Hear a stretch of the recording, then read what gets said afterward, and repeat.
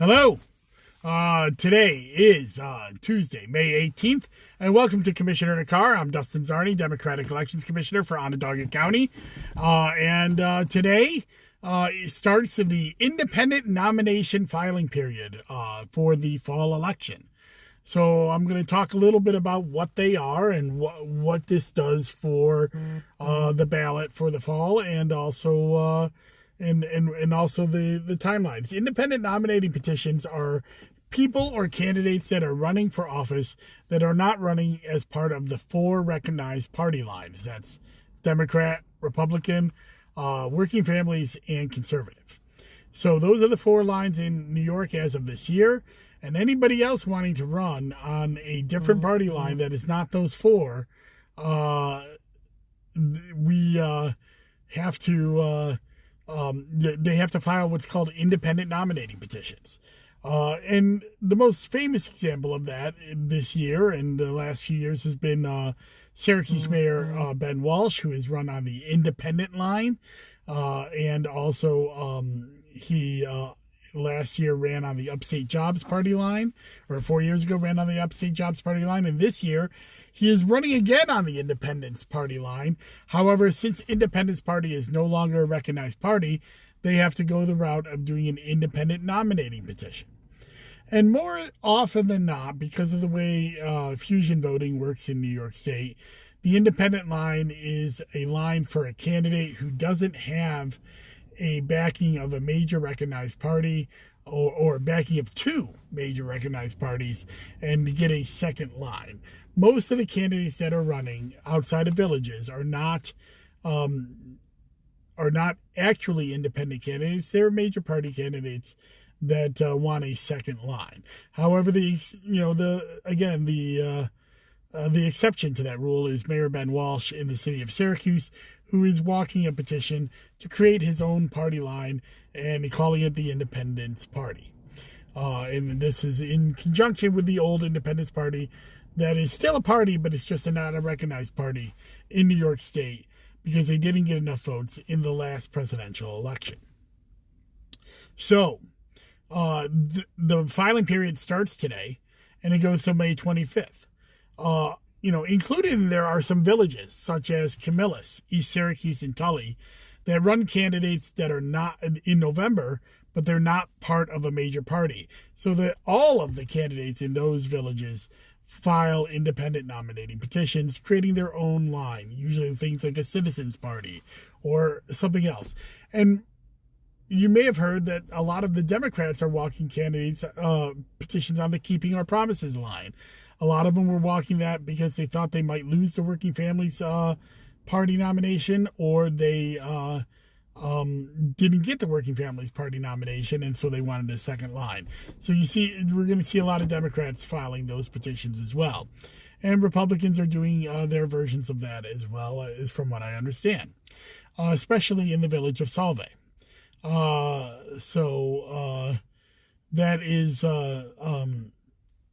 That is where we stand on independent nominating. So it starts today. It has till next Tuesday to file. People can still be out there walking signatures during this filing period. They just have to file it on the 25th. So we're hoping that this will be, a pretty active filing period, and then we'll kind of know who our candidates are for the fall after this. The only other thing that is left to do nominations would be a judicial nominating convention. However, since there are no fifth court judicial races up right as of today, somebody could pass away in creating an opening between now and August. However, since there are none, this is probably the final step to knowing which candidates on the ballot besides the primary that's in June. So once the primary comes, we will have a final candidates list for the fall election. So, this independent nominating period, we expect to be pretty brisk. We, of course, will have filings on our website. So we'll see where it happens, how it goes. So I'm willing to take any questions that you might have if you're watching right now. If not, always drop them in the chat, and I'll see if I can answer them later on. David put in the chat that he didn't think it was too good looking for HR1S1. I'll tell you what, I never doubt Chuck Schumer. So he says that this is imperative. He's going to find a way to get it done. And there's a lot of things, a lot of, there's a lot of moving pieces with HR1 and S1, and also the John Lewis Voting Rights Act, which is out there as well. So these are two important pieces of legislation. Sometimes they can be broken up to their component parts and voted on that way. So I will watch to see if they're passed. Obviously, I'm very much in favor of both of those things, and I hope, that we get those done.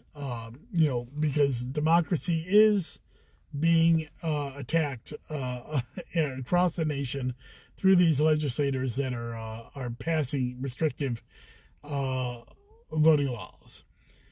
David asks also, RCV is happening in New York City for their primaries. What are your thoughts about it? Ranked choice voting, RCV. I am watching it. I am strictly agnostic about ranked choice voting. It's one of the few things out there that I am not quite on board with when it comes to election reforms. I really want to see how it works in New York City's primaries over the next couple of years before I think that it is a solution to solve all problems. In fact, many times I believe it's a solution in looking for a problem, because ranking choice voting only happens when you have more than two candidates vying for an office, and almost all the time, ranked choice voting, almost all the time you have a binary choice between two different candidates. And remember, it's only for the primaries, because in New York State we have fusion voting for the general, which would make ranked choice voting virtually impossible. There is no way you could design a ballot to give people a preference of which your votes are if people names are appearing multiple times on different party lines and then fused together. I do want to do a shout out to Senator May, who put in a very important bill, which will allow people to get off of a minor party line if they lose a primary after the June 22nd primary. I think that's very important to solve some of these issues that we have with fusion voting. It allows, sometimes we have people like with the Steve Williams thing last year where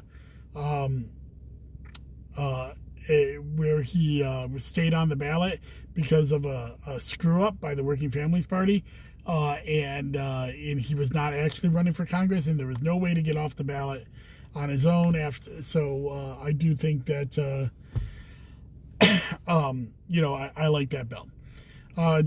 David is my constant companion in these chats. He's got lots of great questions, but he asked me, how do things look for the wrong pew bill passing this year and being signed into law?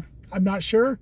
I think there is some momentum behind it, but and I participated in a call for it to be done. I think it's possible.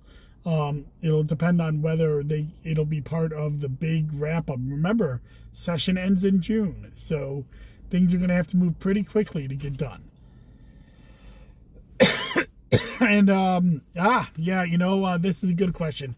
David also asked, have I received any direction from the governor or the state BOE about masking wearing at polling places in the upcoming primary? We have not received that direction. As soon as I receive that direction, I'll be promised to give it to you. As of right now, we're going to go forward with the directive that masks are required until we are until we hear otherwise.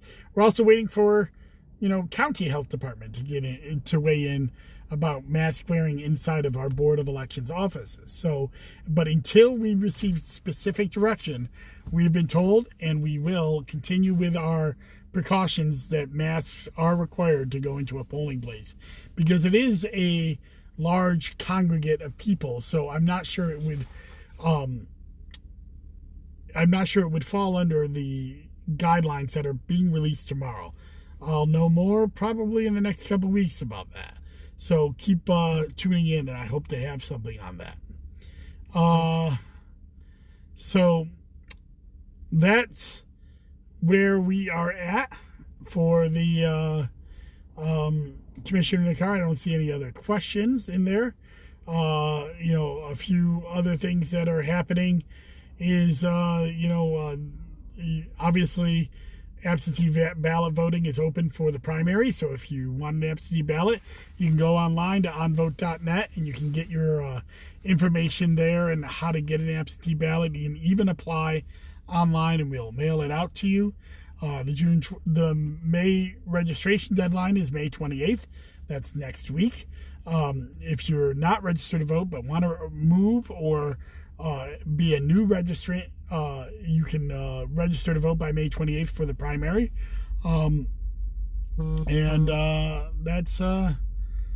That's about it that's going on right now with the Board of Elections. All right, David, you got one more on me. All right, you're gonna make me. Do I have a comment about McCarthy opposing the January 6th bipartisan commission? My only comment is I'm not surprised. This is how it operates in Washington.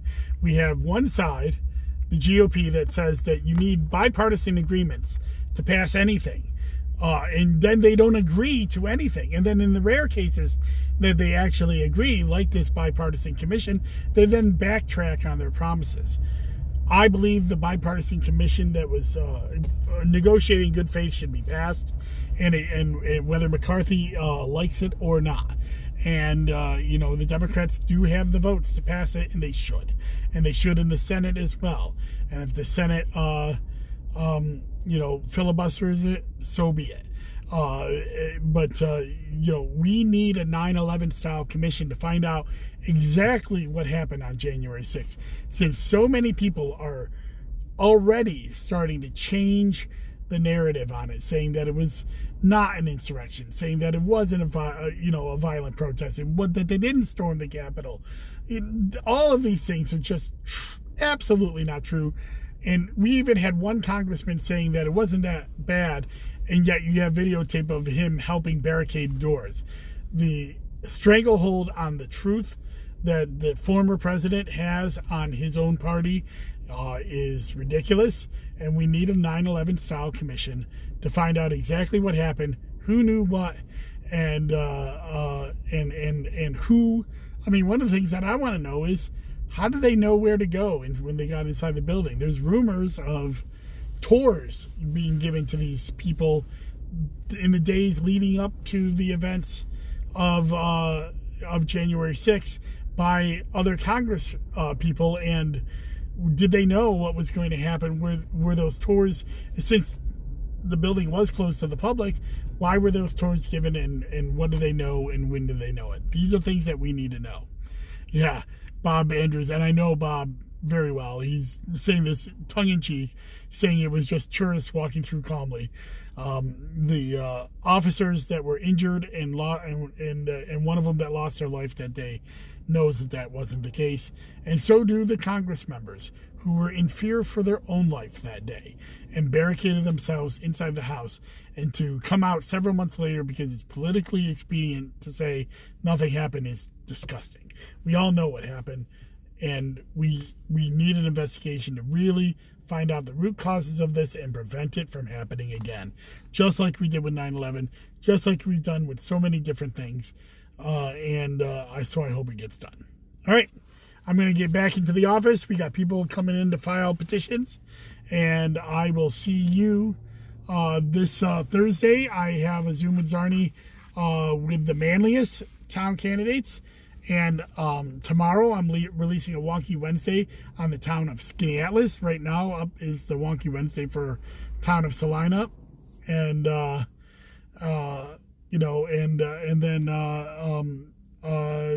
on Sunday I'm going to air a broadcast of my Sunday seminar. I'm no longer doing the live Sunday seminars. I just can't fit that into my schedule. It's just totally on me.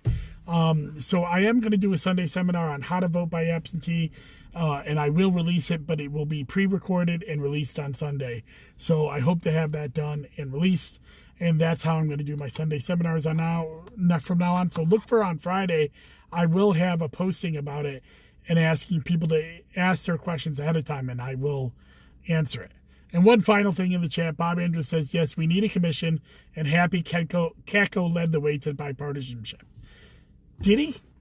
Did he lead the way to bipartisanship? With Kevin McCarthy coming out against it, I have serious questions for what is going to happen and how many Republican votes are going to come to that commission. I hope it did lead the way. And I hope Catco will release a statement today saying that that Kevin McCarthy should embrace this. I don't know if he'll do that. I don't know how many votes will come that way. But I'm happy that there is a deal. And and I hope it gets voted on and voted out of committee and voted to be done. So Democrats will honor the deal we made. We'll see if the Republicans do that. All right. Thank you very much. And I hope to see you around. As always, drop a question in the chat or DM me. I'm happy to answer any questions. Bye-bye.